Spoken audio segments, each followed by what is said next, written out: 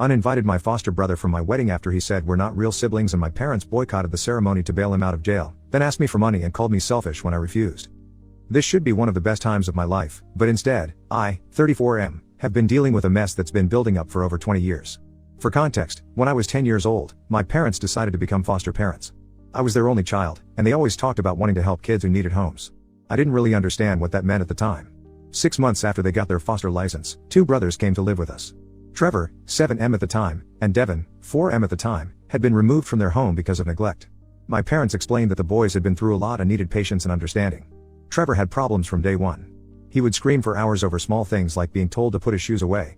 He broke my toys deliberately, threw food at dinner, and hit me when my parents weren't looking. My mom would sit me down and explain that Trevor had experienced trauma and needed extra support. She asked me to be the bigger person. I was 10 years old and didn't really have a choice, so I tried. Devin was quieter but followed whatever Trevor did. If Trevor refused to do homework, Devin refused too. If Trevor threw a tantrum about going to bed, Devin would start crying. My parents spent most of their time managing Trevor's outbursts and trying to keep Devin calm. I learned to stay in my room and keep out of the way. The boys were supposed to be temporary placements, but their case dragged on. 6 months turned into a year. A year turned into 2 years. When I was 13, my parents sat me down and told me they were going to adopt both boys. They said Trevor and Devin needed stability and a permanent home. They asked if I was okay with it. I said yes because that seemed like what I was supposed to say. After the adoption went through, things got worse instead of better. Trevor's behavior didn't improve. He got suspended from school multiple times for fighting. He stole money from my mom's purse. He punched holes in walls when he didn't get his way. My parents took him to different doctors and counselors, but nothing seemed to help. Every family dinner ended with Trevor storming off or throwing something. Every holiday was tense because we never knew what would set him off. I tried to have a relationship with both of them. I invited Trevor to hang out with my friends, but he would embarrass me by starting arguments or acting aggressive. I helped Devin with his homework and took him to the park. Devin seemed to appreciate it when Trevor wasn't around, but the moment Trevor showed up, Devin would go silent and distant. When I was 16, I started working part-time so I could save up and move out for college. My parents didn't object. I think they were overwhelmed with Trevor and didn't have the energy to worry about me. I got a scholarship and left for university when I was 18. I came home for holidays, but those visits were always stressful. Trevor was still causing chaos, and my parents were still making excuses for him. Things came to a head when I was 26. Trevor, who was 23 at the time, got arrested for drug possession. My parents called me in tears, asking me to come home and help. I drove 3 hours back to my hometown and spent 2 weeks helping them find a lawyer, going to court appearances, and trying to convince Trevor to go to rehab. He went to a 30-day program, came out, and was using again within 2 months. My parents asked me to talk to him. I met Trevor at a coffee shop and tried to have an honest conversation. I told him I cared about him and wanted to see him get better. He looked me straight in the eye and told me I had no idea what his life was like. He said I had it easy because I was the real son and they actually cared about me. I tried to tell him that wasn't true, that our parents loved him, but he just laughed and walked out. After that, I kept my distance. I would call my parents every few weeks and visit a few times a year, but I stopped trying to fix Trevor's problems. Devin had moved out by then and was working as a mechanic in a town about an hour away from our parents. He and I would text occasionally, but we weren't close. 2 years ago, Trevor went to rehab again. This time, it seemed to stick. He's been clean since then and got a job working construction. My parents were thrilled. They kept telling me how proud they were of him and how he'd turned his life around. I said congratulations and tried to be supportive from a distance. Now we get to the wedding situation. My girlfriend of 6 years, Amira, 32F, and I got engaged last year and started planning the wedding right away. We're keeping it small, around 60 people. I made the guest list and included my parents, Devin, and Trevor. Amira asked if I was sure about inviting Trevor, given our history. I told her he'd been doing better and it would cause too many problems if I didn't invite him. 3 weeks ago, we had a family dinner at my parents' house. Amira and I drove down on a Saturday afternoon. Devin was there with his girlfriend, Kelly, 28F. Trevor showed up late, which wasn't unusual. We sat down to eat, and my mom spent most of the meal asking me about wedding plans. She wanted to know about the venue, the food, the music. I answered her questions and tried to include everyone in the conversation. At one point, my mom asked if we'd finalized the seating chart. Amira mentioned that we were putting family at the front tables. My mom got excited and started talking about how nice it would be to have all her boys together on such a special day. She looked at Trevor, Devin, and me and said something about how far we'd all come as a family. Trevor put his fork down and said he wasn't sure he was coming to the wedding. My mom asked why not. He shrugged and said he didn't really see the point. He said weddings weren't his thing and he'd rather not waste a Saturday. My dad jumped in and started trying to convince him, saying it was a family event and it would mean a lot to me. I said it was fine if he didn't want to come. I said I understood if he had other plans or wasn't comfortable. Trevor looked at me and said it wasn't about being comfortable. He said he just didn't see why he should go to the wedding of someone who wasn't really his brother. The table went completely silent. My mom started to say something, but Trevor cut her off. He said he knew everyone pretended like we were one big happy family, but the truth was that I was their real son and he and Devin were just the kids they took in. He said there was no point pretending otherwise. He said it matter-of-factly, like he was commenting on the weather. I looked at Devin, expecting him to say something. We'd never been particularly close, but I thought after all these years, there was at least some acknowledgement of being brothers. Devin just looked down at his plate and didn't say anything. He didn't disagree with Trevor. He didn't defend me. He just sat there. My parents immediately started trying to smooth things over. My mom said Trevor didn't mean it and he was just having a bad day. My dad said we were all family and blood didn't matter. I stood up from the table and told Amira we were leaving. My mom asked us to stay and talk it out. I said there was nothing to talk about. We left. I spent the entire drive home going over every memory from the past 24 years. Every time I'd tried to include Trevor. Every time I'd helped Devin. Every holiday, every birthday, every crisis. And apparently, none of it mattered. To them, I wasn't their brother. I was just the person who happened to live in the same house. The next day, I called my parents and told them I was uninviting Trevor from the wedding. My mom asked me to reconsider. She said Trevor had been through a lot and didn't always express himself well. I said I didn't care. I said if he didn't see me as his brother, then he had no reason to be at my wedding. My dad got on the phone and said I was being too harsh. I told them my decision was final and hung up. An hour later, my mom called back. She said if Trevor wasn't invited, then she and my dad wouldn't come either. I asked her to repeat that. She said it again. She said they couldn't celebrate my wedding knowing that one of their sons wasn't welcome. She said it would break Trevor's heart to be excluded, and they couldn't be part of that. I told her that was her choice and ended the call. I haven't spoken to them since. That was 3 weeks ago. Amira has been supportive, but I can tell she's worried about me. My aunt, my dad's sister, called last week and tried to mediate. She said my parents love me and are just trying to hold the family together. She said Trevor has issues and I should be the bigger person. I told her I'd been the bigger person for 24 years and I was done. She hasn't called back. Devin texted me a few days after the dinner. He said he was sorry about how things went. He didn't explain why he stayed silent or say anything about disagreeing with Trevor. He just said he was sorry and hoped I was okay. I haven't responded. The wedding is still happening. We've adjusted the guest list. My parents' names are still on the list, but I don't know if they'll show up. Part of me wants them to, but another part of me thinks it would be easier if they didn't. Trevor isn't invited, and that's not changing. Devin is still technically invited, but I don't know if he'll come without the rest of the family. I keep going back to that moment at the dinner table. Trevor saying we're not real brothers. Devin saying nothing. My parents choosing to skip my wedding rather than accept my decision. I don't understand how we got here. I don't understand how I became the bad guy for setting a boundary. People keep telling me I should forgive and move on. They say family is complicated and I should take the high road. But I don't know how to move past this. I don't know how to pretend everything is fine when my own parents chose Trevor over me. Again. I'm getting married in 3 months. I'm supposed to be happy. Instead, I'm dealing with the fallout of a situation that's been brewing for over 2 decades. I don't know what the right answer is. I don't know if there is a right answer. Update 1. It's been 6 weeks since I made the original post, and a lot has happened. The wedding is now 6 weeks away, and things have gotten more complicated. About a week after I posted, Devin called me. Not a text this time, an actual phone call. He asked if we could meet up and talk in person. I almost said no, but Amira convinced me to hear him out. She said maybe he had something important to say and I should at least give him the chance. I agreed to meet him at a bar halfway between our places. I got there first and ordered a beer. Devin showed up 15 minutes late, which seemed typical for my family. He sat down across from me and didn't say anything for a minute. Then he asked how I was doing. I told him I was fine and asked why he wanted to meet. He said he needed to explain why he didn't say anything at the dinner. Devin told me he stayed quiet because he was afraid of what Trevor would do if he contradicted him. He said Trevor has been volatile since getting out of rehab, and the smallest things set him off. He said a few months ago, he disagreed with Trevor about something minor, and Trevor showed up at his apartment at 2 in the morning banging on the door and screaming. His neighbors called the police. Devin said he's been walking on eggshells around Trevor ever since. I asked him why he didn't tell me this sooner. He said he didn't think I'd understand. He said I got out and built my own life, while he and Trevor were stuck dealing with the aftermath of their childhood. I told him that wasn't fair.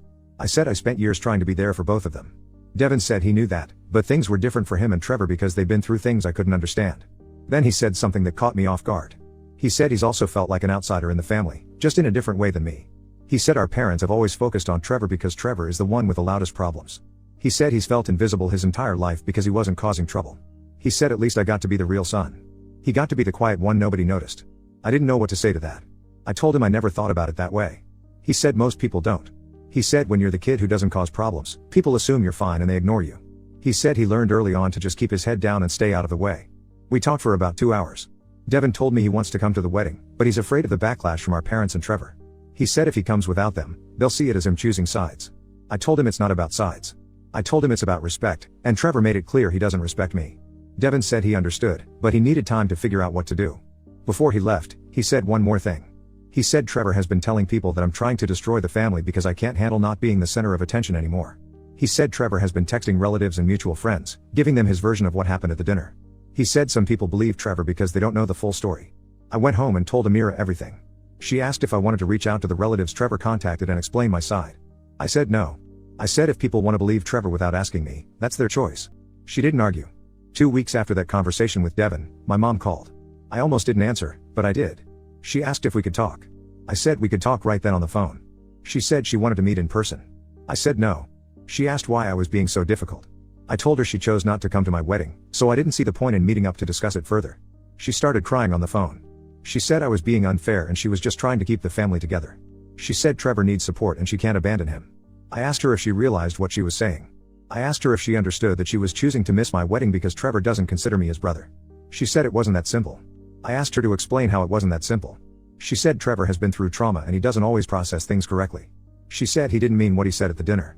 I told her he seemed pretty clear to me. I told her he's 29 years old and can't keep using his childhood as an excuse for treating people badly. She said I didn't understand because I didn't go through what he went through. I hung up on her. She called back twice, but I didn't answer. The next day, my dad called. He tried a different approach. He said he and my mom love me and want to be at the wedding. He said they've been talking, and they think they found a compromise. He said what if Trevor comes to the ceremony but not the reception? That way, he's included in the family event, but I don't have to deal with him for the whole day. I asked him if he was serious. He said he was just trying to find a solution that works for everyone. I told him the solution is simple. Trevor doesn't come, and they do. I said I wasn't negotiating on this. My dad said I was being stubborn and needed to think about the bigger picture. I asked him what the bigger picture was. He said family sticks together, even when things are hard. I said family also respects each other, and Trevor made it clear he doesn't respect me. My dad didn't have a response to that. I told him I had to go and hung up. He hasn't called again. Meanwhile, Devin texted me a week ago and said he's coming to the wedding. He said he talked to Kelly, and she helped him see that he needs to make his own choices instead of always worrying about Trevor. He said he's not going to tell our parents or Trevor until the day before, because he doesn't want to deal with the pressure. I told him I appreciated it and I was glad he'd be there. Yesterday, I got a message request on social media from Trevor. I haven't accepted it, so I can only see the preview. It says something about me being selfish and ruining the family. I haven't opened it and I don't plan to. Amira asked me last night if I regret uninviting Trevor. I told her no. She asked if I regret giving my parents the ultimatum. I thought about it for a minute. I told her I didn't give them an ultimatum. I just told them Trevor wasn't invited. They're the ones who decided that meant they couldn't come. She said that was a good point. The wedding is in 6 weeks. Devin is coming. My parents aren't. Trevor isn't. I've stopped trying to fix this. I've stopped trying to make everyone happy. I'm just moving forward. Update 2: the wedding was last weekend. It's been 3 days, and I'm still processing everything that happened. First, the good parts. The ceremony was beautiful. Amira looked incredible. My friends gave great speeches. The food was excellent. Devin showed up with Kelly, and they sat at our family table. My aunt and uncle came, along with some cousins. It was smaller than we originally planned, but it felt right. My parents didn't come. I wasn't surprised, but I'd be lying if I said I didn't look for them when I was standing at the altar. Some small part of me thought they might change their minds at the last minute. They didn't. Here's where things went sideways. The morning of the wedding, I woke up to 17 missed calls from my mom. I was busy getting ready and didn't check my phone until later. When I finally looked, I had about 30 texts from various family members. The messages all said roughly the same thing. Trevor had been arrested the night before. I called Devin immediately. He was already at the hotel where we were getting ready. He said he'd heard about it too but didn't want to tell me until after the wedding. I told him to tell me everything he knew. Apparently, Trevor showed up at our parents' house on Friday night. He was drunk and started yelling about the wedding. My mom tried to calm him down, but he wouldn't stop. He said I'd ruined the family and turned everyone against him. He said Devin was a traitor for choosing to come to the wedding. He said my parents were weak for not forcing me to invite him. My dad told Trevor to leave and come back when he was sober. Trevor refused. He went into the backyard and started throwing patio furniture into the pool. My dad called the police. When they arrived, Trevor tried to fight them. They arrested him for disorderly conduct and resisting arrest. My parents spent Friday night and Saturday morning trying to get him released. They were still at the police station when the wedding started. That's why my mom was calling me. She wanted me to postpone the wedding so they could be there once they finished dealing with Trevor. I didn't call her back. I got married on schedule. Devin told me all of this while I was in my tux, 45 minutes before the ceremony. He apologized for dumping it on me right before the wedding. I told him it was fine. And honestly, it was. I wasn't surprised. This was exactly the kind of thing Trevor would do. The ceremony happened. It was perfect. I didn't think about Trevor or my parents during the vows. I focused on Amira and the life we're building together. The reception was going well until about 10 o'clock. Devin came up to me and said we needed to talk. He pulled me aside and showed me his phone. Trevor had been texting him all day from someone else's phone. The messages were unhinged. Trevor said Devin was dead to him. He said Devin chose the wrong side and would regret it. He said a bunch of other things I won't repeat here. Devin also showed me messages from our mom. She was asking him why he came to the wedding. She said he betrayed Trevor and the family. She said she didn't raise him to be cruel. Devin's hands were shaking while he showed me the messages. He said he didn't know what to do. I told him to turn off his phone and enjoy the rest of the night. He did. The next morning, Amir and I were supposed to leave for our honeymoon. We had a flight at noon. At 8 in the morning, someone knocked on our hotel room door. It was my dad. I opened the door. He looked like he hadn't slept. He asked if he could come in. I said no and stepped into the hallway. He said he and my mom needed to talk to me. I said I didn't have time. He said it was important. I said I was leaving for my honeymoon in 3 hours and I wasn't having this conversation right now. My dad said Trevor was being held until his court date on Monday and they needed to post bail. He said it was going to cost $3,000 and they didn't have it. He asked if I could loan them the money. I stared at him for a long time. I asked him if he was serious. He said he knew it was a lot to ask, but Trevor needed help. I asked him if he understood that he skipped my wedding to bail Trevor out of jail, and now he was asking me for money to bail him out again. He said it wasn't like that. I asked him what it was like then. He said Trevor was sick and needed support. He said addiction and trauma make people do things they wouldn't normally do.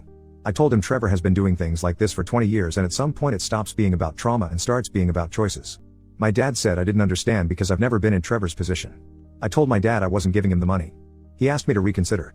I said no. He said I was abandoning my brother. I told him Trevor made it very clear I'm not his brother. My dad didn't have a response to that. I went back into the hotel room and closed the door. Amira and I left for the airport an hour later. I turned off my phone before we boarded the plane. We spent a week in Costa Rica. It was the first time in months I felt like I could breathe. We got back yesterday. I turned on my phone and had over 100 notifications. Most of them were from my mom, my dad, and various relatives. I deleted them all without reading them. There was one from Devin. It just said to call him when I got back. I called him this morning. He said Trevor made bail. My parents borrowed money from several relatives to cover it. Trevor is back at home with them. Devin said the relatives who loaned them money are now upset with me because they think I should have helped. Devin said our aunt, the one who tried to mediate before, called him and said I was selfish for refusing to help Trevor. Devin also said our mom called him 3 times over the past week. She asked him why he chose to come to the wedding instead of helping with Trevor. She said she's disappointed in him. She said she thought he understood the importance of family. Devin said he tried to explain that going to my wedding didn't mean he didn't care about Trevor, but she wouldn't listen. She said he made his choice and now he has to live with it. I asked Devin how he was doing. He said he was tired. He said Kelly has been supportive, but he's starting to realize how much of his life has been spent managing other people's feelings. He said he's thinking about taking some space from our parents for a while. I told him I thought that was a good idea. We're supposed to have dinner with Devin and Kelly next week. Amira suggested it might be good to have some allies who understand what's going on. I agreed. As for my parents, I haven't decided what to do yet. Part of me wants to call them and have a final conversation where I lay out everything I'm thinking. Another part of me thinks there's nothing left to say. They've made their priorities clear, and I've made mine. Maybe that's all there is to it.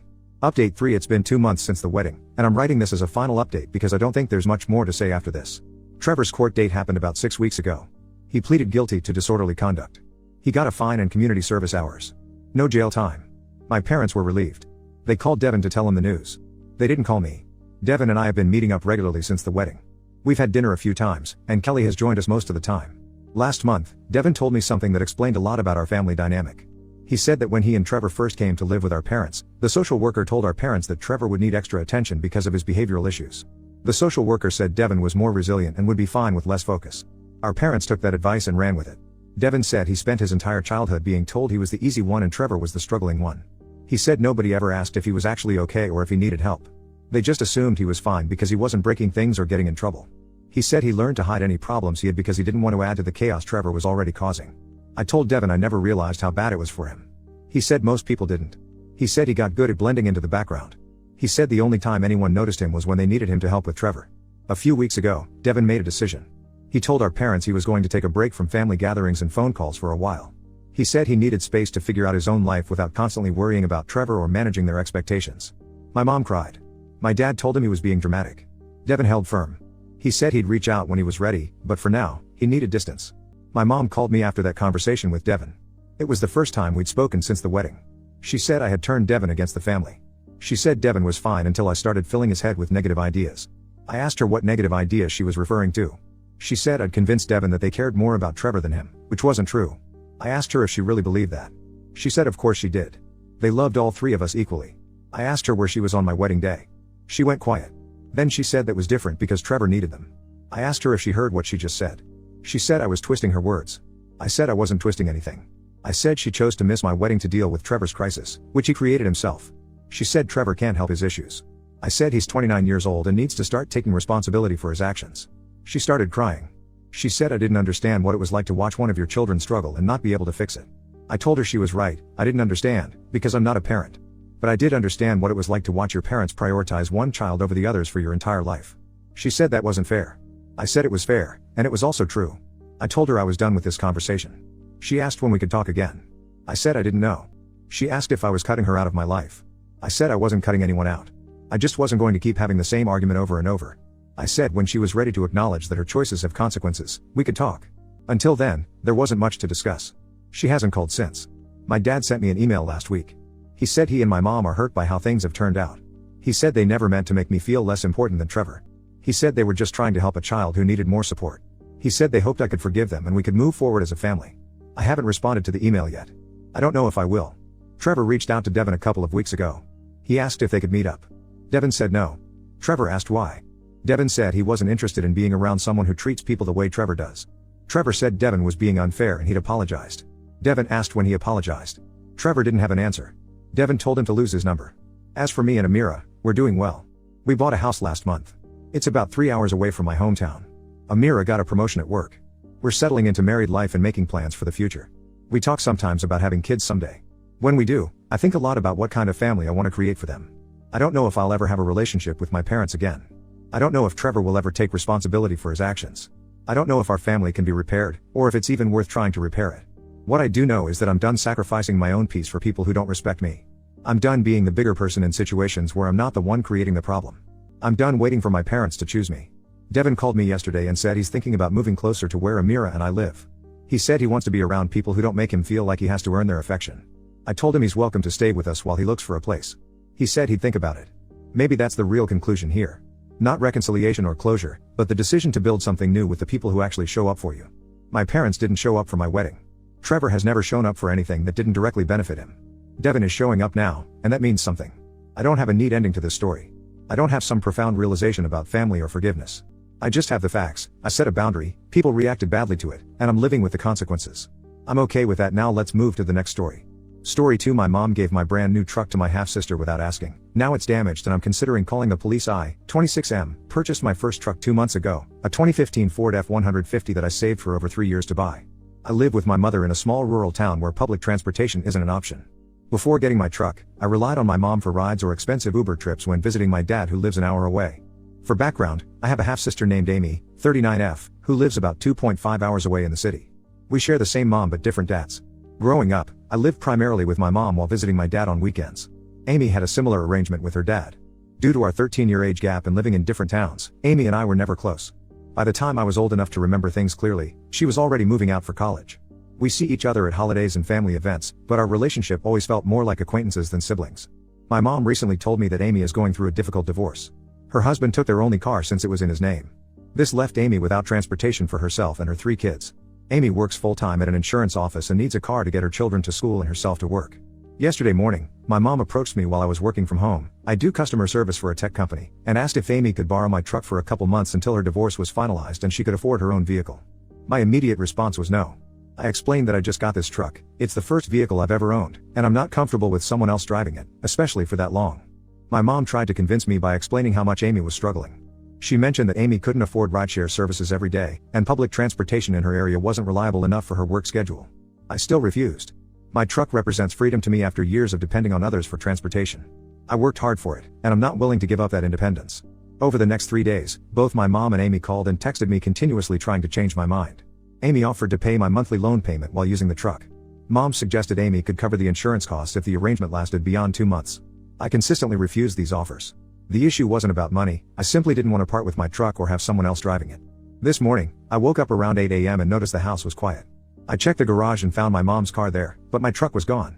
I immediately knew what happened. My mom had taken my keys and given my truck to Amy without my permission. I called my mom right away. She tried to calm me down and asked me to consider Amy's situation. I told her I was going to report my truck as stolen. She hung up on me.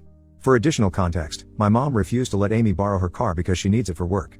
I suggested that Mom could lend her car to Amy and use my truck when necessary. Mom refused, saying she wasn't comfortable driving a larger vehicle like my F-150 and that she needs the trunk space in her sedan for the medical equipment she carries as a home health nurse. I found this excuse questionable since a truck bed would actually provide more space than her sedan's trunk. Financial and living situation. I pay 40% of all household expenses while Mom covers 60%. I've been planning to move out within the next few months anyway, but this incident has accelerated those plans. I'm financially stable with my work from home job, which pays enough for me to afford my own place. This isn't the first time my mom has overstepped boundaries. As I've gotten older, she's become more controlling, often using phrases like "I'm your mother, you should listen to me" when I disagree with her. I'm seriously considering reporting the truck stolen. My truck is now 2.5 hours away with my sister, and I have no other transportation. I don't want to cause legal trouble for my family, but they took my property without permission after I explicitly refused multiple times. I need advice on what to do. Should I follow through with reporting it stolen, or is there another way to handle this? Update 1. After reading all the comments on my original post, I decided to take action regarding my truck. I sent a text message to both my mom and Amy giving them an ultimatum: return my truck by 5 p.m. that day, or I would file a police report for theft. I made my terms clear. If they returned the truck by the deadline, I would try to move past this incident and would even contribute some money to help Amy rent or buy her own vehicle. If they failed to return it, I would name my mom as the thief and Amy as an accomplice in the police report. To be clear, my goal wasn't to have them face serious legal consequences. I just wanted them to understand I was serious about my property. If they returned the truck, I planned to drop any charges or not press them at all. However, I knew that involving the police would permanently change my relationship with both of them. This living situation with my mom was already compromised. As mentioned before, I contribute significantly to household expenses, 40-60 split, so I'm not freeloading. I've been saving to move out, and this situation has only accelerated those plans. At 4:45 p.m., my truck was returned to the driveway. I was relieved that I didn't need to involve the police. However, when I went outside to inspect my truck, I discovered body damage on the passenger side that wasn't there when I last drove it. The scrape ran along the door and rear quarter panel. The paint transferred onto my truck matched the beige color of the walls at Amy's apartment complex. The damage pattern resembled what would happen if someone drove too close to a corner wall, not the typical damage from another vehicle. I immediately called my insurance company to report the damage. I needed to figure out exactly how it occurred and whether an accident report was needed. If insurance wouldn't cover the damage, due to an unauthorized driver or because it wasn't a collision with another insured vehicle, I was prepared to take legal action to recover repair costs. While I was glad to have my truck back, the damage added another layer to the situation. I couldn't tell if the damage was intentional or accidental, but ultimately that didn't matter regarding who should pay for repairs. I began gathering all relevant documents, title, insurance information, repair estimates, and researched local attorneys who handle property damage cases. I now regret not hiding my keys better. The thought that my own mother would take them and give my truck to someone else without permission was previously unfathomable to me. I've learned my lesson and will never leave my keys accessible again. That evening, my mom arrived home and saw me in the driveway inspecting the damage. She approached and tried to downplay the situation, suggesting it was just a small scratch that could be buffed out. I showed her the dent behind the scrape and informed her that the repair estimate from the body shop was over $2,200. I told her either she or Amy would need to pay for the repairs. Mom argued that I was being dramatic about the whole situation. She insisted that she was just trying to help Amy during a difficult time and that I should be more understanding as family. She reminded me that when I needed rides before getting my truck, she always helped me out. I pointed out the significant difference between offering rides and taking someone's vehicle without permission. Amy texted me later that night, claiming she had no idea how the damage occurred. She suggested it might have been there before she got the truck. I responded with photos I had taken of my truck the day before it was taken, showing no damage in that area. She stopped responding after that. The next day, I spoke with the insurance adjuster who informed me that since Amy wasn't an authorized driver on my policy, there might be issues with coverage. The damage estimate was $2,300, which included repairing the dent, repainting the entire passenger side to match, and buffing out some additional scratches discovered during inspection. I consulted with an attorney who specialized in property damage cases. He advised me that I had a strong small claims case against both my mom and Amy for the unauthorized use of my vehicle and resulting damage. He suggested trying to reach a formal agreement about payment before filing a lawsuit. I spent the next few days apartment hunting and found a small one-bedroom place about 20 minutes away that I could afford. I put down a deposit and arranged to move in at the beginning of next month. The situation at home became increasingly tense. Mom avoided speaking to me directly, and when we did interact, she accused me of overreacting and tearing the family apart over a simple favor. I maintained that taking my truck without permission after I explicitly refused wasn't a favor, it was theft. Update 2. After numerous failed attempts to get my mom or Amy to take responsibility for the damage to my truck, I followed the advice of many commenters and reported the entire situation to the local sheriff's office. I explained that my truck had been taken without permission for approximately 16 hours and returned with body damage that wasn't previously there. I provided the deputy with screenshots of text messages showing that I had repeatedly refused to let Amy borrow my truck, as well as the ultimatum that led to its return. I also showed photos documenting the truck's condition before and after it was taken. The deputy took my statement and then spoke with my mom separately. She admitted to taking the keys without my permission but claimed she thought I was just being stubborn and would get over it. She insisted that she had the right to make decisions about property in her house, despite the truck being titled and registered solely in my name. The deputy informed her that taking someone else's vehicle without permission constitutes unauthorized use at minimum, and potentially auto theft depending on the circumstances. He explained that I had legal grounds to press charges against both her and Amy. The sheriff's office called Amy as well, who claimed she thought I had eventually agreed to let her use the truck. When confronted with the text messages showing otherwise, she became defensive and said she was just trying to take care of her kids during a difficult time. In the end, I decided not to press criminal charges, but I did use the police report to support my insurance claim and potential small claims case for the damages. The report officially documented the unauthorized use and the resulting damage, which my attorney said would strengthen my position. My mom was furious about the police involvement. She told extended family members that I was trying to have her arrested over a misunderstanding. This led to several relatives calling me to express their disappointment in how I was handling the situation. I explained my side of the story to those who were willing to listen, but some had already made up their minds based on my mom's version of events. I accelerated my moving plans and was able to arrange an earlier move-in date for my apartment. I spent a weekend packing my belongings while my mom was at work to avoid further confrontation. Meanwhile, the body shop confirmed the repair cost at $2,350. They found additional damage to the undercarriage of the passenger side, suggesting the truck had been driven over a high curb or parking barrier. This contradicted Amy's claim that the damage was minor or pre-existing. I sent formal demand letters to both my mom and Amy, requesting payment for the repairs within 30 days. The letter stated that if payment wasn't received, I would proceed with a small claims court filing. My attorney helped draft the letters to ensure they included all necessary legal language. Amy responded by offering to pay $500 toward the repairs, claiming that was all she could afford given her financial situation with the divorce. I rejected this offer as insufficient. My mom didn't respond to the letter at all, continuing to avoid direct communication with me. I finally moved out of my mom's house 3 days ago. The process was quick and efficient since I had been preparing for weeks.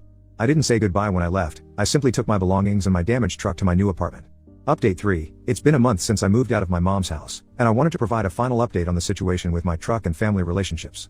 After sending the demand letters and receiving inadequate responses, I filed a small claims court case against both my mom and Amy for the cost of repairs. The court date was set for next month, but yesterday I received an unexpected call. My mom's brother, Uncle Dave, contacted me after hearing about the situation from other family members. He asked for my side of the story, which I provided along with photos of the damage and copies of the text messages. After reviewing everything, he agreed that my mom and Amy were in the wrong. Uncle Dave offered to pay for the repairs himself to resolve the situation.